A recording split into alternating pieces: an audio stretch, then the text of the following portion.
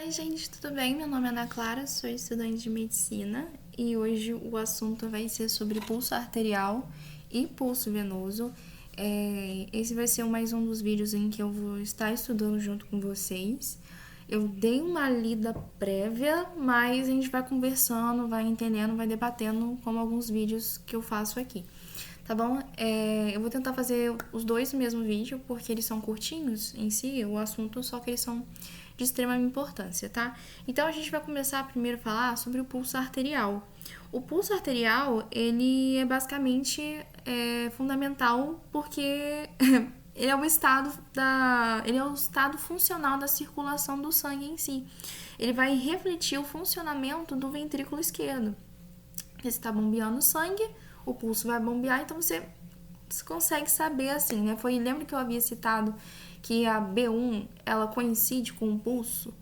E a B1 é quando tem a contração das válvulas mitrais e tricúspides quando elas se fecham assim, né?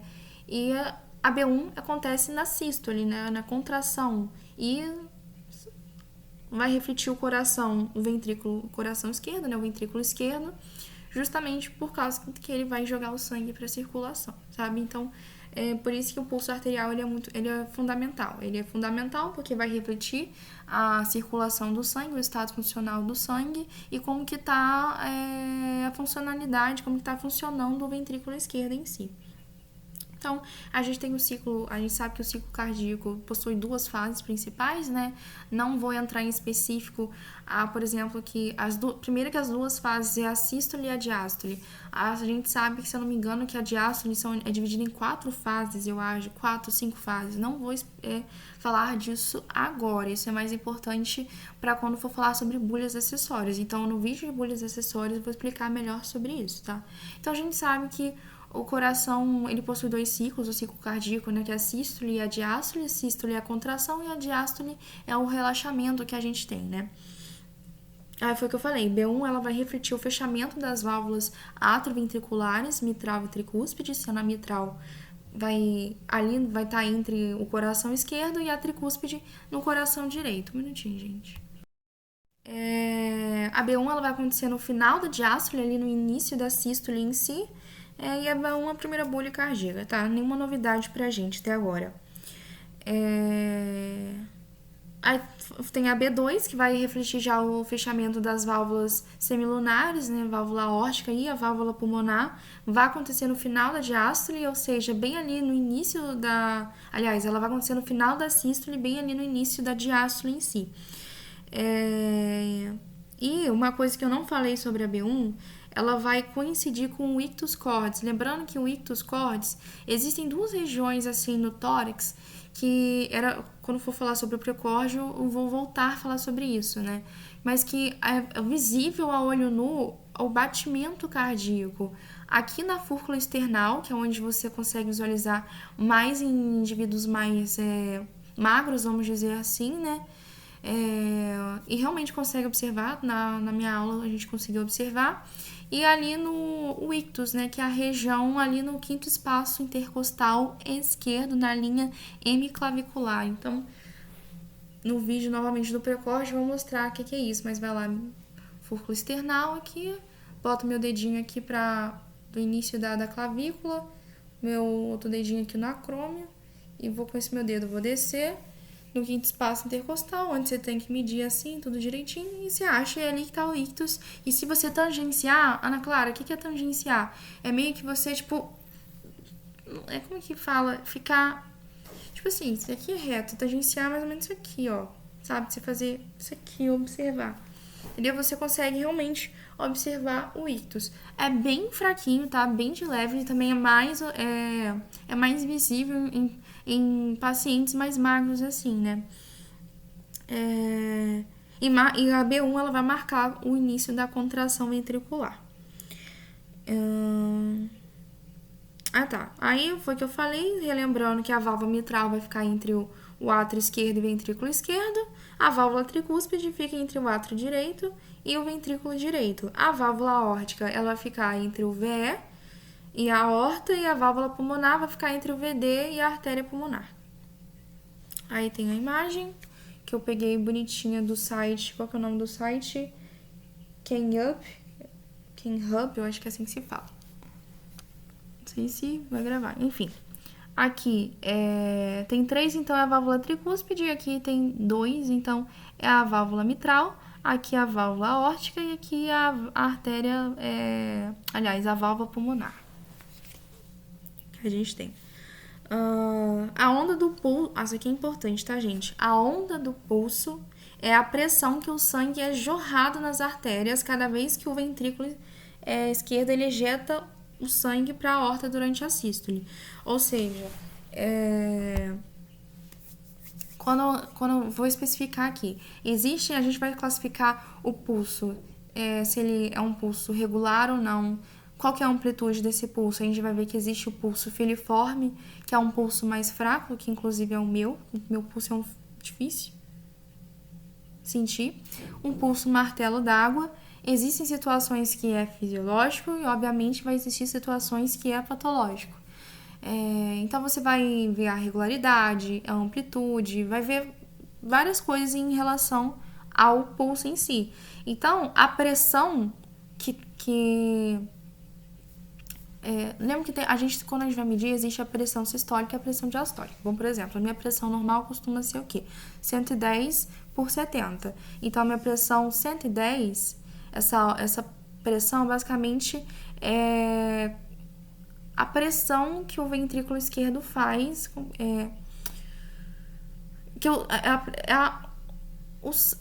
a força, vamos dizer assim, que o sangue é jorrado do ventrículo esquerdo quando ele bombeia na sístole. Então, por isso que fala, a onda de pulso é a pressão que o sangue é jorrado nas artérias cada vez que o ventrículo esquerdo ejeta sangue para a aorta durante a sístole. Portanto, a onda de pulso, ela bate simultaneamente com B1. Então, por isso que quando você faz na ausculta cardíaca, você bota seu dedinho aqui. Você bota o diafragma ali vamos dizer, ali na mitral, e você vai ver justamente que a B1, ela vai bater justamente com a carótida, com o pulso carotídeo, justamente por causa disso. Que é porque essa onda de pulso, ela vai refletir a pressão que o sangue é jorrado nas artérias, né, para circulação sistêmica, cada vez que o ventrículo esquerdo, ele faz a sua sístole.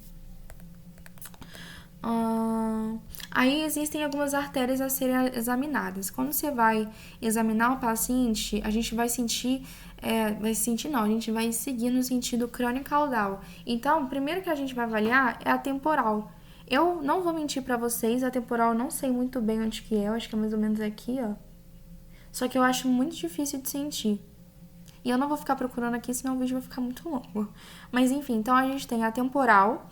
A temporal específica, ela não é tão utilizada assim. A gente já normalmente costuma mais palpar a artéria temporal quando você suspeita de uma arterite temporal, né? Então a gente tem a artéria temporal, depois vem as carótidas. Detalhe, tá, gente? Não pressiona suas carótidas assim de uma vez, senão você pode acabar fazendo tem uma síncope aí. Você vai fazer aquela manobra vasovagal, né? No paciente. Então, tem a artéria temporal, a carótida, tem a artéria braquial, que é mais ou menos aqui assim, é entre o bíceps e o tríceps, se eu não me engano. É a artéria braquial, a artéria radial, depois é a artéria femoral que a gente tem, a artéria poplítea, que é aqui, aí vem a região do pé, né? Que tem a tibial anterior, que é mais ou menos aqui, entre esse espaço aqui no meio, assim, do pé, aqui, ó, assim, ó. E tem a tibial posterior, ou se não, dorsal do pé, que sabe o maléolo aqui? É mais ou menos aqui do lado. Então, é nesse sentido que a gente vai seguir para sentir os pulsos do paciente. No caso das carótidas, as carótidas elas são melhores para avaliar. Por quê? Porque elas estão justamente próximas da aorta. Então, você vai refletir melhor como está funcionando o ventrículo esquerdo, né? Porque o ventrículo esquerdo ele não bombeia sangue para a aorta. Então, ali as carótidas elas são realmente melhores para você avaliar. Para você avaliar em si, né, como que tá a circulação do paciente, como é que tá vamos dizer assim, o funcionamento do coração, né? Além de que a artéria carótida é uma artéria calibrosa e de falsa palpação, né, gente? Ah, Ana Clara, onde que tá? Vou falar disso, mas eu já vou repetindo. A gente tem o quê? O músculo, peraí, mais ou menos aqui assim, o músculo externo-cleidomastoide, né, que é o ECOM, que a gente também chama dessa abreviação. Ah, Ana Clara, como que eu faço? Pedir pro paciente ficar com a cabeça retinha, baixar a cartilagem cricoide ou cartilagem tireoide, se não me engano. É mais ou menos aqui, assim, ó. Achou? Vai estar na borda anterior do ECOM. Aqui. Achei na hora, entendeu?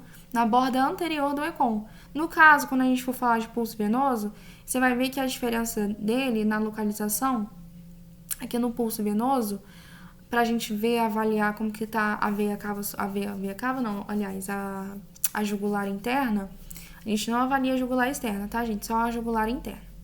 Você vai ver que é interna mesmo? Acho que é interna, sim. Enfim, vai falar sobre aqui. A carótida tá na borda anterior do ECOM. O pulso venoso, a veia jugular, ela vai estar na borda inferior ao ECOM, sabe? Então, é isso. Existe uma coisa que a gente chama de dissociação pulso-precórdio. O que é isso? Vou dar um exemplo, por exemplo, na fibrilação atrial. A gente viu que a B1 ela vai coincidir com o pulso justamente por causa dessa onda do pulso, né? Que é a pressão que o sangue é ejetado, passado pelo corpo, devido à contração assístole do VE, né? Então, assim, vou ler o que está escrito aqui e depois eu explico melhor. Dissociação pulso-precórdio. É uma condição associada justamente a arritmias, tá? Principalmente a fibrilação atrial, em que consiste no desaparecimento do pulso arterial.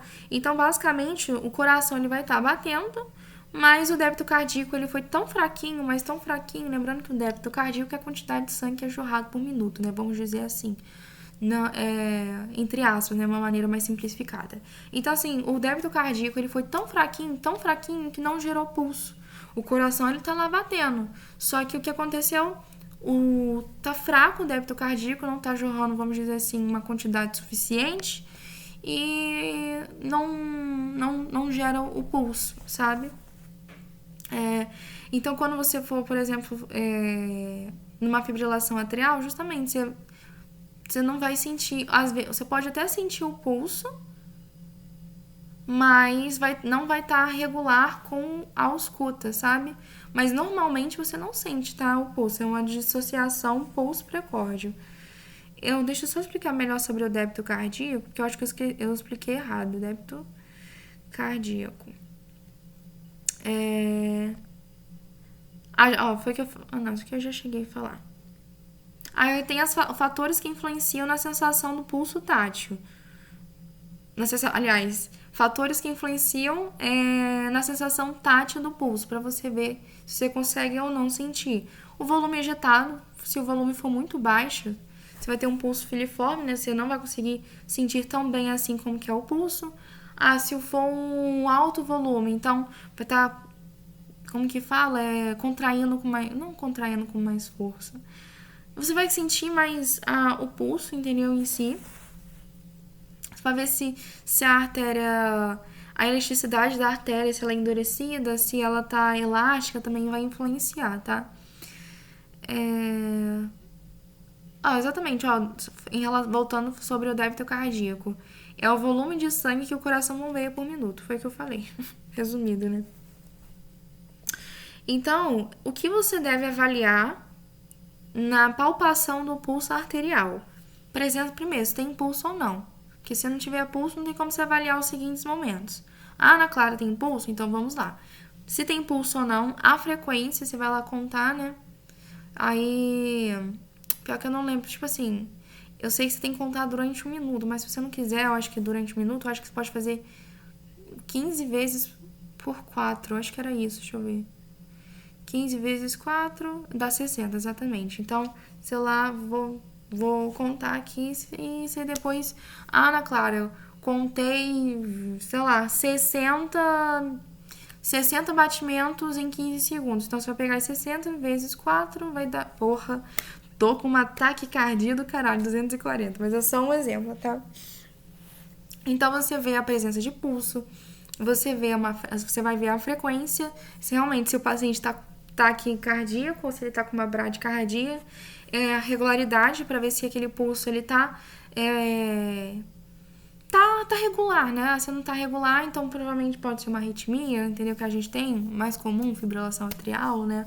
Simetria. Ah, se esse pulso aqui ele tá simétrico, esse aqui.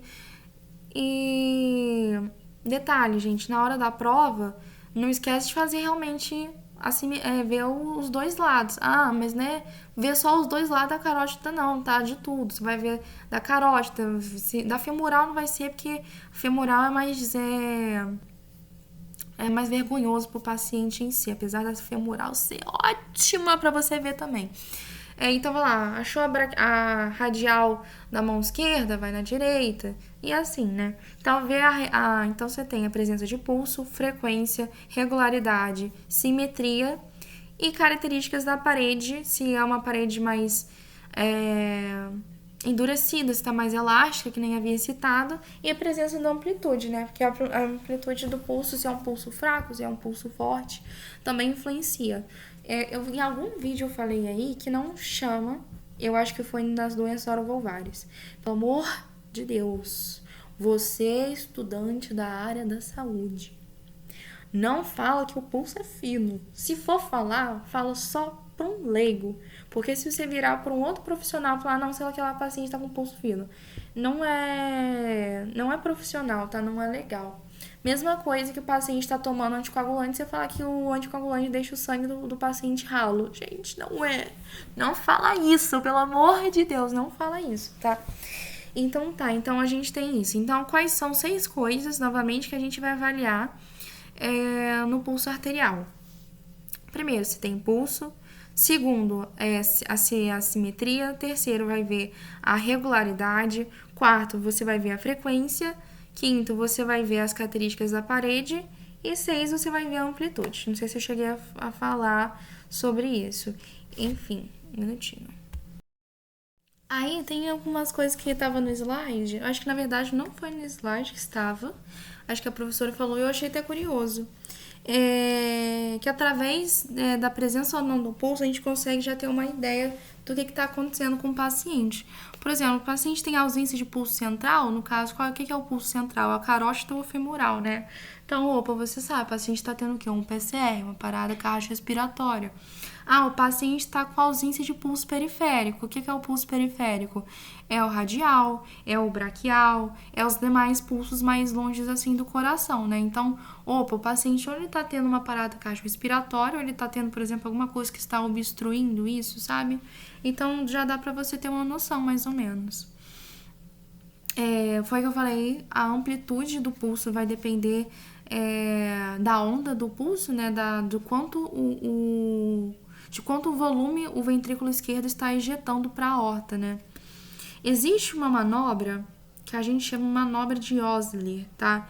Isso daqui, deixa eu ver se eu não vou falar. Ah, tá certo. Existe um termo que a gente fala que é pseudo-hipertensão. Pseudo vem de falso, então seria uma falsa hipertensão. E para idosos, normalmente costumam ter essa pseudo-hipertensão. Eu vou ler o que está escrito aqui e vocês entendem, eu vou explicar. Foi o que eu falei. Para saber se o paciente realmente tem hipertensão, principalmente idoso, ou se ele tem uma pseudo-hipertensão, a gente vai realizar a manobra de Osler, né? Ana Clara, o que isso tem a ver com o pulso arterial? Vou explicar melhor sobre isso, calma. O exame físico usado, essa manobra de Osler, ele é um exame físico usado justamente para quando você suspeita que o paciente tem essa pseudo-hipertensão, né? Que é basicamente a pressão medida parece alta, mas na verdade a pressão não tá alta mesmo, né? Então o que você faz? Você vai pegar o manguito, você vai insuflar o esfígue acima da pressão sistólica. Então, se a minha pressão sistólica costuma ser 110, então, sei lá, vou insuflar, sei lá, 140, por exemplo. É só um número aleatório, tá, gente? Não tenho certeza disso, tá? Se a artéria colabar, significa... na verdade, a artéria ela deve colabar, ela deve se fechar e você palpa a artéria, geralmente é a radial. Se a artéria desaparece ao toque, ela foi, como fala, ocluída pelo manguito, então ela é normal. Agora, se a artéria continua palpável, significa que a artéria ela é rígida, mesmo com o manguito insulfado, né, ela continua palpável, então significa que ela é rígida e isso sugere uma pseudohipertensão.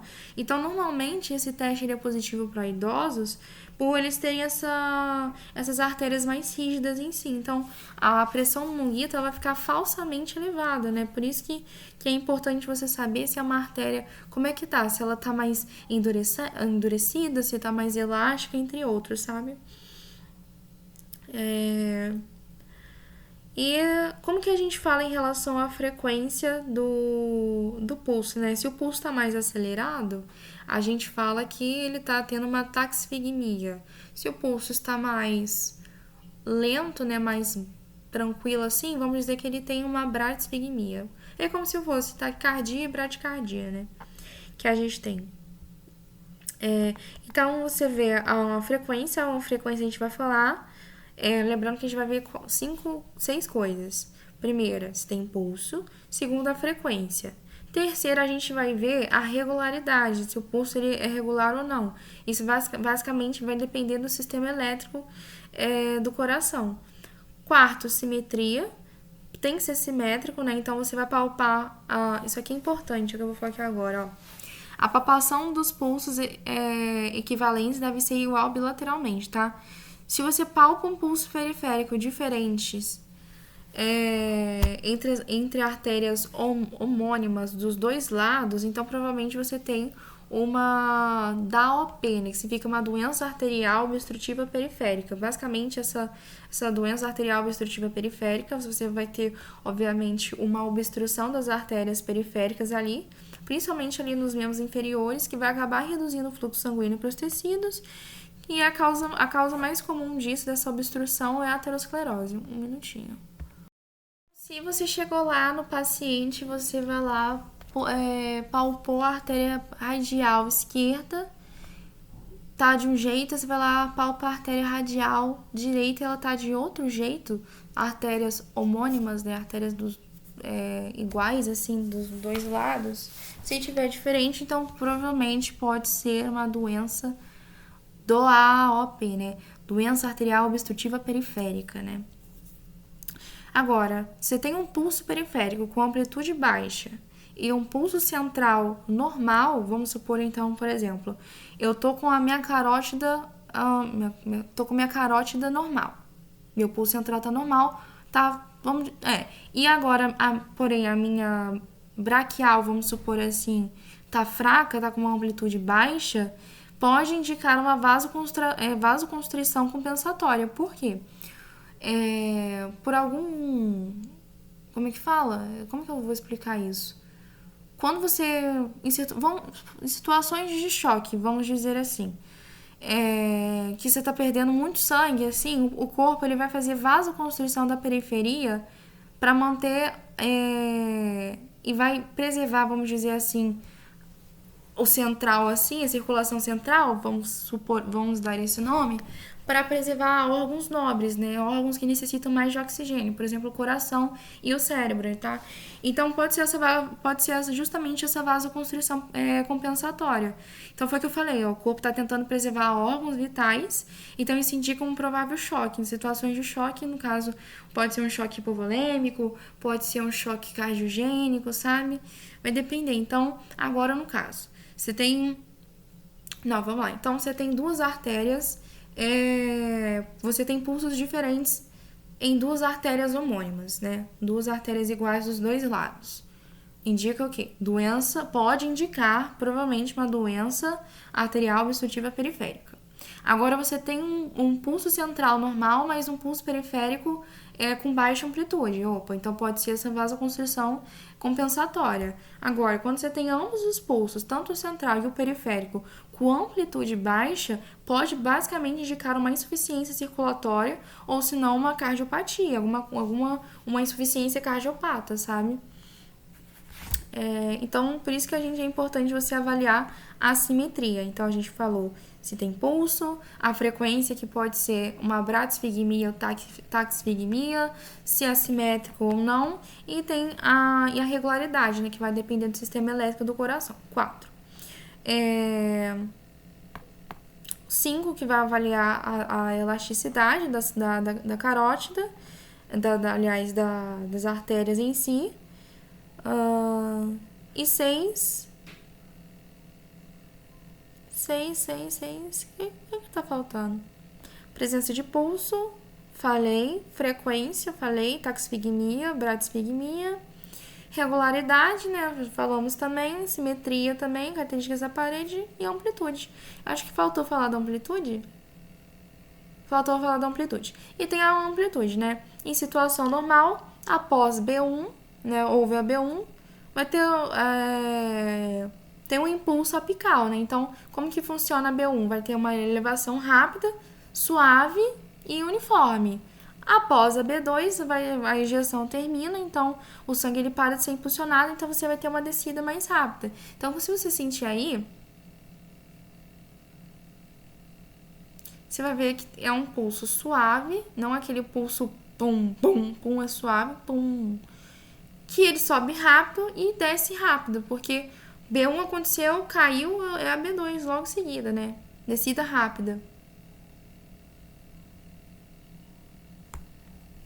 Então, é isso. Então, em uma situação normal, após B1, impulso apical, elevação rápida, uniforme e suave. Após B2, a injeção já vai ter terminado, então você vai ter uma descida mais rápida. No caso de idosos, a elevação e a descida são mais rápidas e tem uma maior amplitude, tá? Isso ocorre justamente pelas artérias estarem mais rígidas. Lembrando que as artérias estarem mais rígidas tem aquela coisa de poder ou não ter essa pseudo-hipertensão. Aí tem uma situação patológica, por exemplo, o pulso de pequena amplitude e de grande amplitude.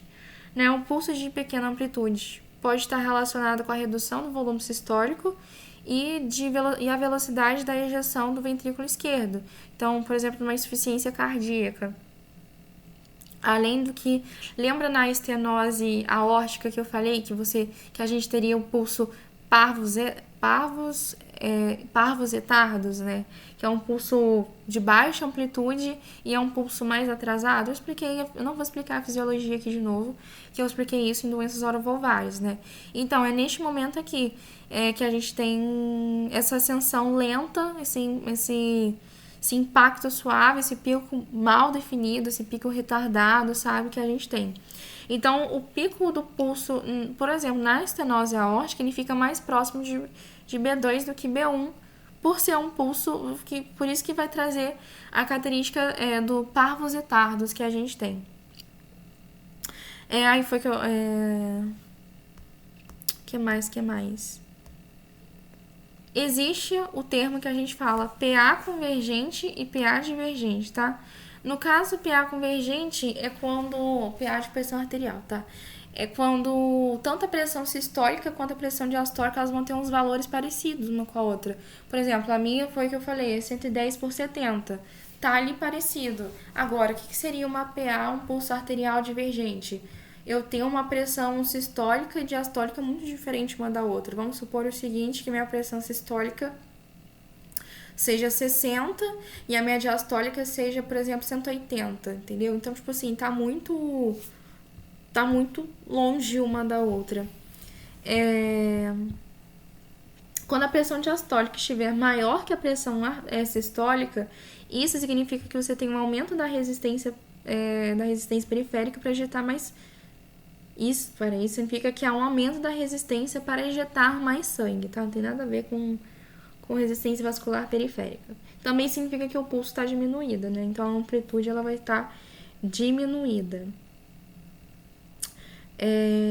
O pulso, a gente define, no caso, se tem um pulso de grande amplitude. A gente vai falar que é o pulso de martelo d'água ou de Corrigan, que se eu não me engano ele está presente, acho que na insuficiência mitral ou na estenose mitral, um dos dois. Eu acho que é na estenose mitral, acho que eu não tenho... Na verdade, é na insuficiência aórtica que ele vai estar presente. Confundi, peço perdão. Você, por exemplo, tem um aumento do volume sistólico, vai ter redução da resistência periférica, então gera esse martelo d'água, né?